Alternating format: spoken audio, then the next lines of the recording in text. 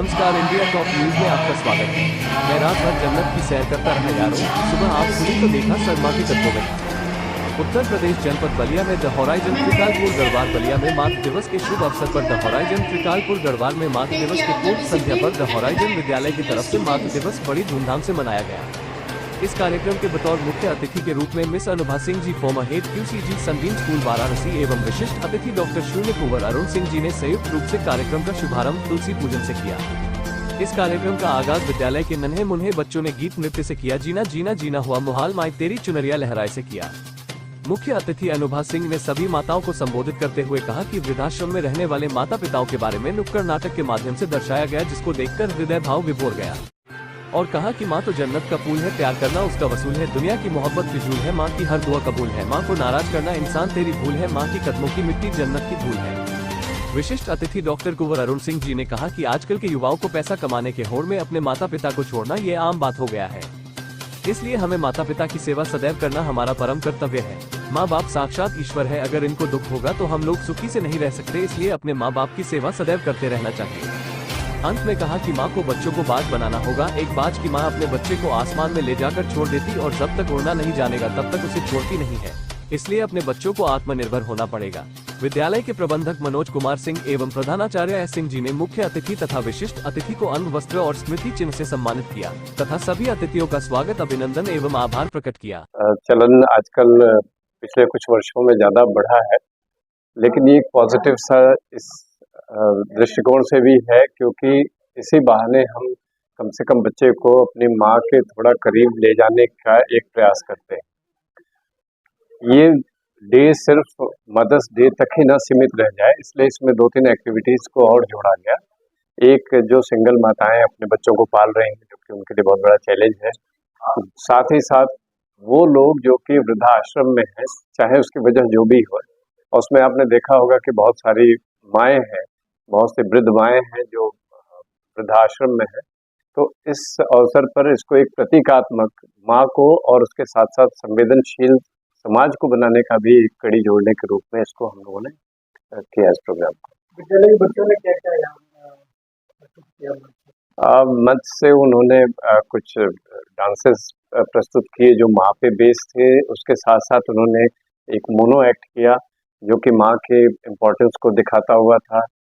एक स्तुति आनंद नाम के बच्चे ने बहुत अच्छी माँ के ऊपर कविता कही, जो कि भारतवर्ष की जो श्रेष्ठ माताएं हैं उस कविता में तमाम उसके मेटाफर्स के फॉर्म में थी। तो इस तरह के बहुत से कार्यक्रम बच्चों ने किए, 7-8 इवेंट किए। तो एक छोटा सा कसा हुआ सा प्रोग्राम था ये, और इसकी जो सबसे अच्छी बात थी रेखांकित करने वाली वो ये थी कि बड़ी संख्या में माताओं की उपस्थिति। विद्यालय में आप आए, अपने बच्चों को संबोधित करते कुछ पुरानी यादें शेयर किया बच्चों के साथ की। पहले माएँ किस तरह से बच्चों को खिलाती थी और आज जो है खिलाने के लिए उनको मोबाइल पकड़ना पड़ जाता है। तो इस जो अभी वर्तमान समय में किस तरह से इसको लेके चला जाए और दोनों के बीच कम्युनिकेशन किस तरह से करें? टेक्नोलॉजी बहुत ही अच्छा और मार्मिक सवाल है आपका। लेकिन हम बहुत संस्कारों से ये बच्चों को अच्छी तरह समझाते हैं कि ये जो आप देखते हैं बर्गर एंड ये सब बस 1-2 दिन के लिए ही सही है। बाकी आपके माँ के हाथ का दाल चावल रोटी दही यही बहुत स्वादिष्ट होता है। और माँ के पैर छुओ, गुड मॉर्निंग विश करो, ताकि तुम बाहर जाओ तो तुम ऐसे ना लगो कि मैं वहाँ एडजस्ट नहीं कर पा। बच्चे को इंग्लिश मीडियम स्कूल में हम ऐसा बनाते हैं कि वो पालथी मार के जमीन पे भी खा सके, और जब वो राजा महाराजा हो या कॉर्पोरेट कल्चर में हो तो वहाँ भी कंफर्टेबली अपने को एडजस्ट कर सके। अपनी माँ की कुछ एक यादें जो उस माँ की बातों से आप अच्छा सीखी, चाहे वो आज भी उनकी बातें याद आती हो, कुछ ऐसा आपके जीवन में आपके माँ के साथ? और मेरी माँ से मैंने स्पिरिचुअल पूजा पाठ और स्पिरिचुअल होना मैंने अपनी माँ से पाया। कॉन्फिडेंस मैंने अपने पिता से पाया, और ह्यूमैनिटी और हम्बल होना ये भी मैंने गुण अपने पिता से ही पाया।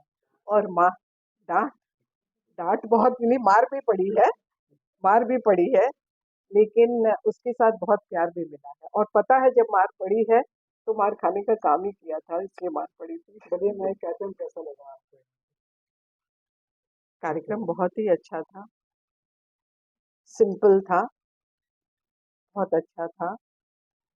और जो आप कहते हैं ना कॉन्वेंट में जो हमें अपने संस्कारों से दूर लेते जा रहा है, तो ये आप देखे होंगे ये हमारे संस्कारों को पास लाने के लिए ही बना हुआ था और बच्चों को ये समझाने के लिए कि माताएं हमारे लाइफ में वो जगह लेती हैं जो शायद ईश्वर के बाद उन्हीं का ये हो। मदर्स डे की शुरुआत कब हुई?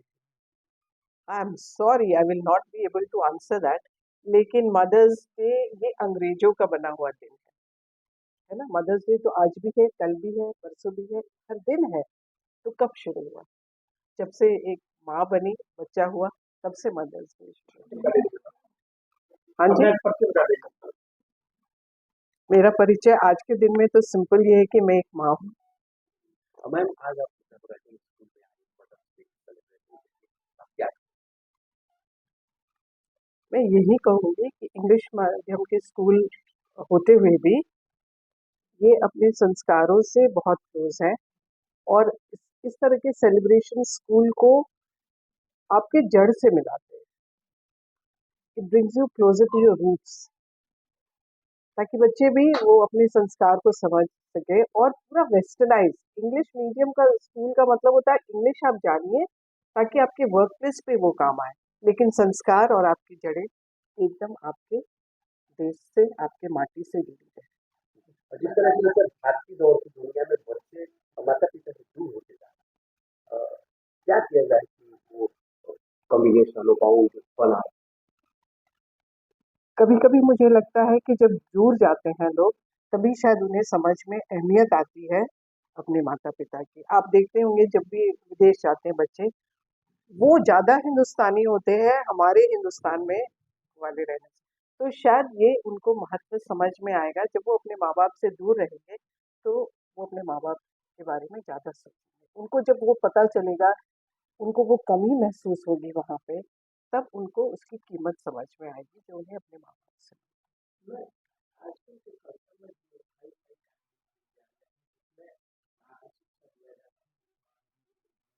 जो बच्चे संस्कार माँ के पैर जो माँ की ममता है उसको भूल जाए। तो क्या कानून विद्यालय में भी आप ऐसा हो कि गुड मॉर्निंग के साथ वो संस्कार भी बच्चों और माँ पिता को दिया जाए क्या? मैं इस बात पे आपसे सहमत नहीं हूँ। मैं नहीं मानती कि कॉन्वेंट में बच्चे भूल जाते अपने संस्कारों को। वहाँ भी उन्हें संस्कार आप विद्यालय में आप आए हैं, अपने बच्चों को संबोधित करते कुछ पुरानी यादें शेयर किया बच्चों के साथ कि पहले माएँ किस तरह से बच्चों को खिलाती थी और आज जो है खिलाने के लिए उनको मोबाइल पकड़ना पड़ जाता है।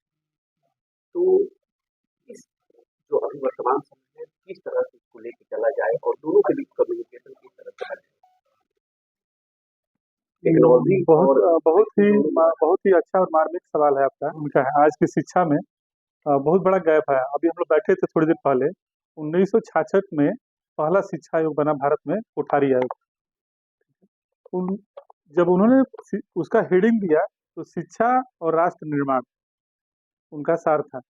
और एक साल बाद आप जैसे मीडिया के बंधु अगर उस कोठारी जी से मिले और पूछे कि अगर आज आपसे पूछा जाए कि जो आपने सरकार को, भारत सरकार को जो आपने स्क्रिप्ट सबमिट किया है, तो उसकी हेडिंग क्या होगी? एक साल बाद ही उन कोठारी जी का मत था कि शिक्षा और चरित्र निर्माण। मात्र एक साल में उनका मत बदल गया और वहीं से हमारी शिक्षा, मैं मैं भी भारत का नागरिक हूँ, स्वतंत्र देश का नागरिक हूँ, मुझे बोलने का अधिकार है। और वहीं से हमारी शिक्षा थोड़ा सा माइग्रेट हुई। एक साल में ही जो जो शिक्षा आयोग का जो हेड था, जो मुखिया था, अगर उसका एक साल में मत बदल जाता है तो आप सोचिए, वहीं से गैप क्रिएट हुआ। और आज द होराइजन ने मदर्स डे सेलिब्रेट किया है। बहुत ही बहुत ही मार्मिक टॉपिक है ये और आज की नीड है अपने को पहचानना, अपनी जड़ को पहचानना, अपने मूल को पहचानना। और जिस दिन हम अपने जड़ से, मूल से जुड़े रहेंगे तो ये गैप क्रिएट नहीं होगा। और कहीं ना कहीं हम कभी कभी दिग्भ्रमित हो जाते हैं किसी का पहनावा देख के, किसी की भाषा देख के, किसी का वो देख के। और हमें अपने बच्चों में मजबूत एक संस्कार डालना होगा कि जो हमारा अपना है, जो हमारी संस्कृति है, हमारा जो कल्चर है, जो हमारा नेचर है, वो सबसे स्ट्रांग है। उनको उस पर घमंड करना सिखाना होगा कि जो हमारे पास है, जो मेरे भारत में है, वो पूरे विश्व में कहीं नहीं है। और आप इसको एंजॉय करो, इसको पढ़ो, इसको जानो, इसकी परवरिश करो, इसका संरक्षण करो, तब हमारा देश और आगे जाएगा। क्या आपको लगता है कि तकनीकी के युग में रिश्ते को सहेजना मुश्किल हो गया नहीं, जिस करके बात ऐसा नहीं है, रिश्ते तो और मजबूत हुए हैं। पहले था कि हमें अपने पिता से अगर 500 रुपया हॉस्टल की फीस मांगनी होती थी, तो मेरा पोस्टकार्ड 1.5 महीने बाद घर पहुंचा था। और आज एक छोटा सा SMS व्हाट्सएप से हमारे पिताजी फोन पे ही मेरा पैसा ट्रांसफर कर देते हैं। तो टेक्नोलॉजी तो हेल्पफुल है, हमें अपने बच्चों को भी तकनीकी के सिखाना युग हो। में रिश्तों को और ये तो रिश्ता का मजबूत करना है उसे ना, कि हम 1-1.5 महीने तक एक ताक में हैं कि मेरे पिताजी पता नहीं पैसा भेजे नहीं भेजे, और अब फिर वो एक सिंगल क्लिक पे पैसा आ जा रहा है मेरे खाते में। तो रिश्ते मजबूत हैं। हम निमंत्रण भेजते थे, पता चला वहाँ शादी हुई, विदाई हो गई, तब तक निमंत्रण कार्ड नहीं पहुंचा था। और आज व्हाट्सएप पे सुंदर वीडियो मैसेज पहुंच जा रहा है। तो रिश्ते तो मजबूत हुए हैं सर टेक्नोलॉजी के चलते। हाँ, उसका यूटिलाइजेशन अपने बच्चों को सिखाना होगा। जैसे मैं अपने बच्चों को भी बोलता हूँ कि जो देश विश्व में डेवलप कंट्रीज हैं, जो विकसित देश हैं, वहाँ पे शिक्षा बहुत मजबूत है। उन्होंने अपने ओरिजिन को शिक्षा के से जोड़ के पढ़ाया है, इसीलिए विकसित देश हैं। जैसे हमारे यहाँ स्वच्छता का अभियान है, हमारे देश के प्रधानमंत्री मोदी जी हैं। आप सिंपल बजट पे केवल चर्चा करिए, कितना पैसा अपने देश का स्वच्छता में खर्च होता है। हम अगर नर्सरी के बच्चे को शुरू से पढ़ाएं, भाई ठीक है, उसको सब्जेक्ट का नॉलेज देना जरूरी है, वो साइंस, मैथ, हिंदी, संस्कृत पढ़े, लेकिन अगर स्वच्छता भी वो पढ़ ले, ठीक है, दूसरों का सम्मान आदर करना भी पढ़ ले, तो बहुत सारे देश की समस्याएं ऑटोमेटिक खत्म हो जाएंगी और अपना देश वास्तव में महान था और महान और महान हो जाएगा।